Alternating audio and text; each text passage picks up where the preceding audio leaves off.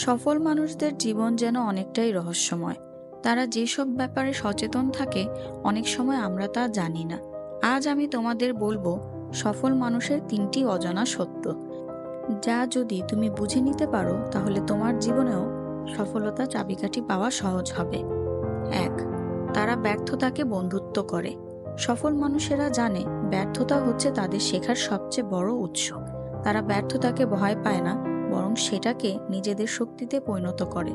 তুমি যদি ব্যর্থতা থেকে শিখতে পারো তাহলে সফলতা ধীরে ধীরে তোমার পথ ছুবে।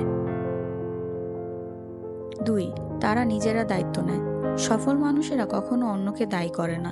তারা নিজের ভুল বা সমস্যাগুলোকে স্বীকার করে এবং সেগুলো সমাধানে কাজ করে।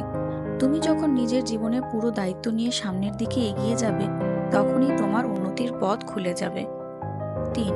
তারা নিয়মিত নিজের উপর কাজ করে। সফল হওয়া কোনো একটি ঘটনা নয়, এটি একটি ধারাবাহিক প্রক্রিয়া।